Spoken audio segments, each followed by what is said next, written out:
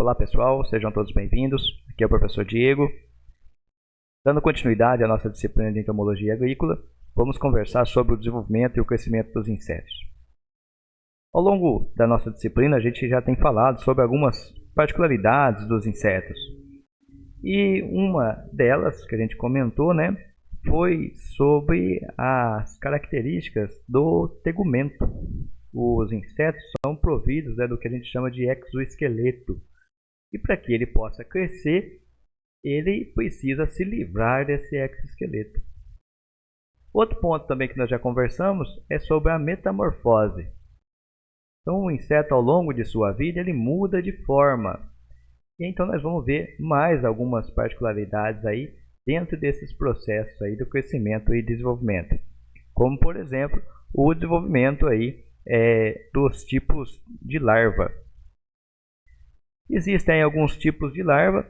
Então, aqueles insetos que possuem o desenvolvimento completo, a gente chama de holometábulo, eles possuem a fase de larva dentro da sua vida, E essa larva pode ser do tipo vermiforme, como vocês estão vendo aí na imagem, à esquerda.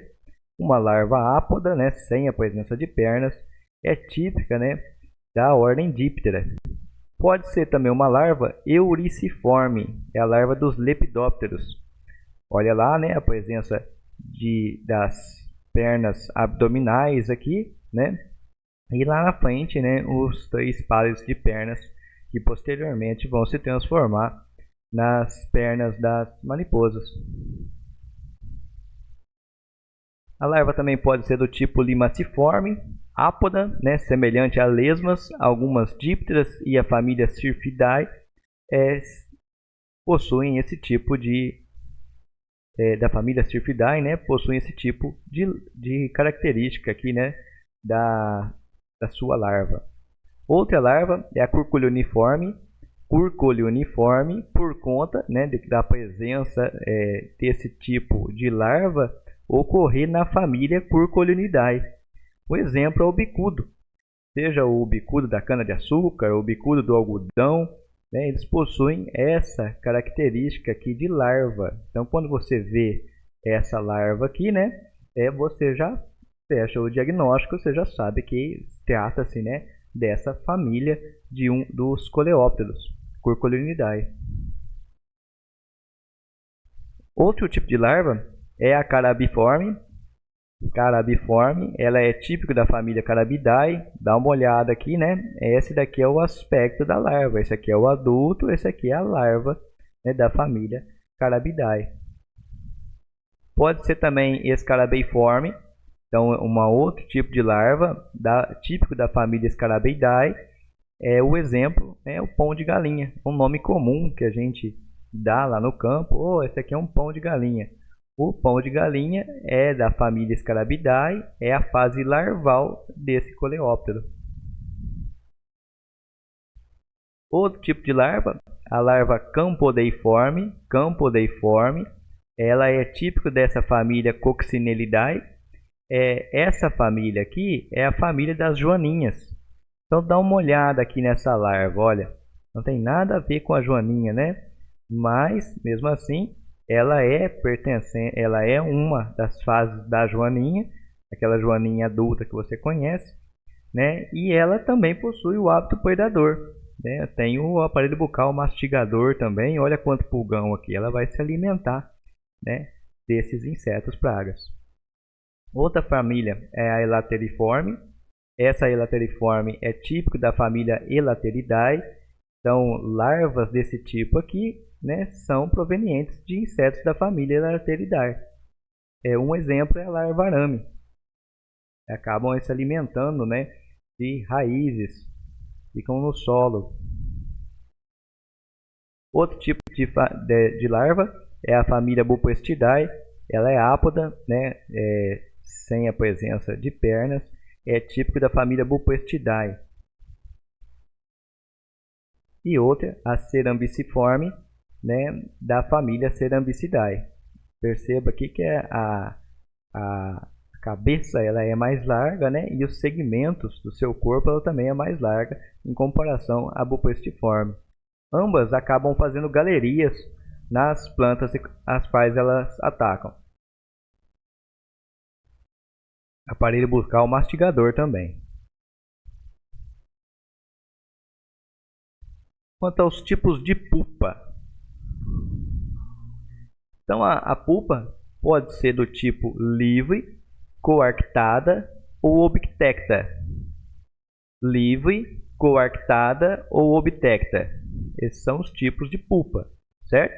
A livre, então você percebe os apêndices, né, de forma bem visível, né, são típicas aí, esse tipo de pupa é típico, né, das abelhas, formigas, vespas. Dá uma olhada aqui como é bem visível, né, os apêndices nessa fase de pupa nesses insetos.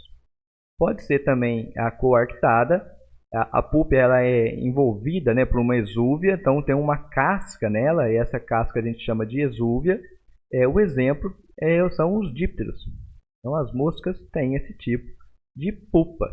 Quando você deixa lá a carne do churrasco que ficou sobre a grelha, ou você esqueceu lá uma tampa da lixeira, a lixeira sem tampa, perdão, você vai observar larvas de dípteros lá e com alguns dias você vai observar a presença dessas larvas lá. O inseto está completando o seu ciclo lá naquele material que você deixou lá. Outro tipo de classificação é a obtecta, né? É um tipo de pulpa também, onde que ela possui os apêndices aderidos ao corpo. Então dá uma olhada para você ver, ó, parece um corpo só aqui, né? Os apêndices são bem aderidos ao corpo. E aí então tem a pulpa nua, né, que a gente chama de crisálida, a pulpa em casulo, como por exemplo é o caso do bicho da seda, ou a pulpa pode estar em estojo. Um exemplo é o bicho cesto. Então a pulpa fica aqui dentro desse cestinho que ele constrói. Então, 3 grandes classificações: livre, coarctada e obtecta. E cada uma delas tem as suas características. Quanto ao crescimento dos insetos, a gente já conversou um pouco sobre isso na aula, mas dá uma olhada. A maioria dos animais tem um crescimento aqui, né, quase que constante, até chegar a uma determinada fase da vida em que ele se mantém praticamente ali do mesmo tamanho. Agora, nos casos dos insetos, não, isso é um pouco diferente. O inseto cresce, passa uma parte aí da sua vida no mesmo tamanho, depois cresce novamente, passa mais uma parte da vida no mesmo tamanho, e assim ele vai crescendo. Por que isso ocorre, hein? O fato, pessoal, que nessa fase aqui da vida, ele está do mesmo tamanho, ele não está sofrendo equidise. Então ele não está sofrendo equidise, ele está crescendo, mas dentro de um exoesqueleto já montado. Lembra quando a gente estudou o processo de muda? Depois que esse inseto sofre a pólise, ele se livra do exoesqueleto, deixa a exúvia, começa a sedimentar o outro, né, ocorre aquela etapa de endurecimento e escurecimento. Então o inseto vai se manter aí durante alguns dias, alguns dias, né, do mesmo tamanho. Depois, quando ele for sofrer aqui nessa quina, né, nessa fase aqui, quando ele for sofrer novamente a equidise, então ele vai se livrar do exoesqueleto, aí sim ele vai crescer. Então ele vai deglutir ar, ele vai utilizar ali dos movimentos do músculo, da própria hemolinfa, para aumentar de tamanho. E aí, durante esse aumento de tamanho que ele fica, depois que ele já se livrou do exoesqueleto, o exoesqueleto externo, que ele acabou de produzir, vai escurecer, vai se endurecer, e aí ele vai já estar num tamanho final maior do que aquele que ele já estava.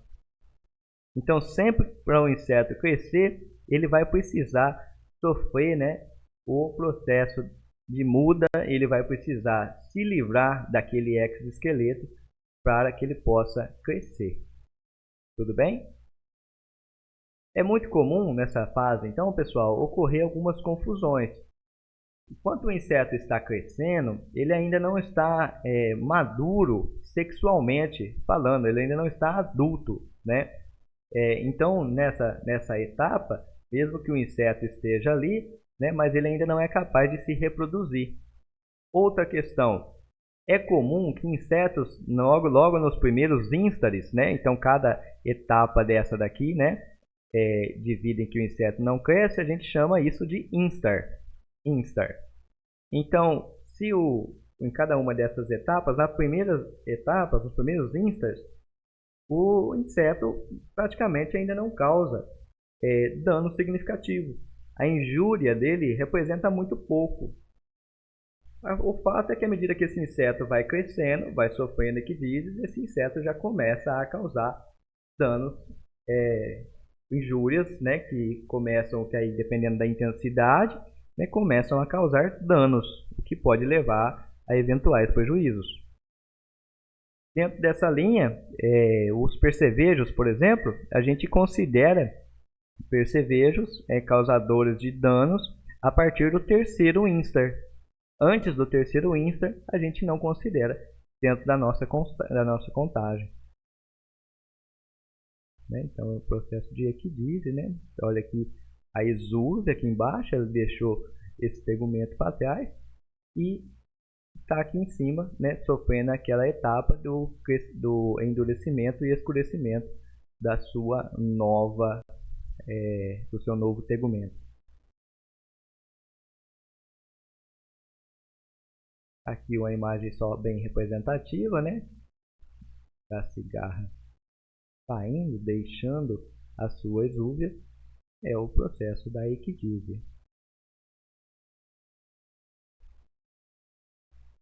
A metamorfose. Então, pessoal, não confunda a metamorfose com o crescimento, tudo bem? O inseto ele vai crescer ao longo da sua vida. Lembra, a maioria dos insetos, né, eles são ovíparos, então ele vai partir da fase de ovo. Depois dessa fase de ovo, ele vai entrar na fase de larva. E as larvas vão crescendo, aumentando de tamanho. Esse crescimento depende, né, do processo de muda. Tudo bem? Até aí não é metamorfose. A metamorfose ocorre quando ele vai passar, vai trocar, né, vai mudar a sua forma. E isso, né, se dá o nome de metamorfose. Dá uma olhada nessa imagem aqui embaixo. Ó. Uma larva, aí essa transformou em pupa. Essa pupa eclodiu uma borboleta. Dessa forma, quanto à metamorfose, a gente pode ter três classificações. Os insetos podem ser classificados em ametábulo, hemimetábulo e holometábulo. O inseto ametábulo, ele não muda a sua forma ao longo do tempo. Em contrapartida, existe sim o crescimento. O inseto não vai mudar a forma, ele já vai nascer com a forma semelhante ao adulto, só que ele ainda tem os órgãos reprodutores pouco desenvolvidos e um tamanho menor. Ele vai continuar crescendo ao longo da sua vida e vai ficar mais maduro, vamos chamar assim, né? Vai ter os seus órgãos reprodutivos amadurecidos para que ele possa se reproduzir no futuro. Então é típico aí de insetos ainda primitivos, como por exemplo a traça dos livros. O inseto hemimetábulo, né? O inseto ele recém-eclodido, ele já se assemelha ao adulto, só que ainda não tem asas e os órgãos genitais também são imaturos. Nesse caso, ocorre uma metamorfose parcial, a gente chama aí de uma metamorfose incompleta. Ela se caracteriza principalmente pela ausência, né, da fase de pupa. Então, um inseto que possui aí a metamorfose hemimetábulo significa que ele vai passar pelas etapas de ovo, ninfa e adulto. São exemplos desse grupo de insetos gafanhotos, percevejos, cigarras e cupins. No caso de uma metamorfose, né, completa, um inseto classificado como holometábulo, né, existe uma transformação drástica aí da forma imatura até a fase adulta. As fases de desenvolvimento desse tipo de inseto são o ovo, larva, pupa e adulto. Os exemplos são besouros, borboletas, abelhas, moscas. São exemplos de insetos que possuem a metamorfose completa. Tudo bem? Bom, para a agricultura, os dois grupos que mais se destacam são o hemimetábulo e o holometábulo. É fundamental que a gente conheça esse tipo de desenvolvimento. Muitas das vezes você vai encontrar no campo não o inseto adulto, mas fases imaturas. Então você precisa conhecer a morfologia desse inseto, que em algumas vezes vai ser bem diferente do que um inseto adulto que você provavelmente já conhece, e conhecer também qual é o potencial que esse inseto tem de causar dano. Então é um inseto que está ali ainda na fase de ovo, na primeira larva, ou está na fase de pupa, tudo isso vai mudar a sua tomada de decisão. Essa imagem é bem representativa, ela pertence ao livro Manejo de Artrópodes Pragas na Cultura da Soja. Aqui do lado esquerdo um ciclo de desenvolvimento hemimetábulo e aqui do lado direito um ciclo de desenvolvimento holometábulo. Aqui representando o percevejo marrom, o ovo, as fases de ninfa e o adulto. E aqui representando uma lagarta da soja, no caso aqui a falsa medideira, a Chrysodestes includens. Se você observar lá, ovo, as larvas, vem até o quinto aqui, a fase de pupa e o adulto. É comum, pessoal, dependendo da espécie que você estiver estudando, você encontrar algumas classificações complementares, como por exemplo, pré-pupa, ninfa, pré-ninfa. Esse tipo de classificação a gente não considera aqui dentro da nossa disciplina, para facilitar mesmo os nossos estudos. Então, de uma forma geral, hemimetábulo, holometábulo, dentro de cada um deles, ovo, ninfa e adulto, e depois ovo, larva, pupa e adulto. Tudo bem? Um ponto que a gente pode conversar é sobre o controle hormonal desses insetos. Nesse caso aqui eu já tenho um vídeo aí no canal, vocês podem acessar o vídeo e eu explico um pouco sobre o processo aí de criação dos hormônios que vão controlar, todo esse processo de muda e o processo de metamorfose. Tudo bem? Espero que tenha ficado claro. Qualquer dúvida eu estou à disposição. Bons estudos para vocês e forte abraço.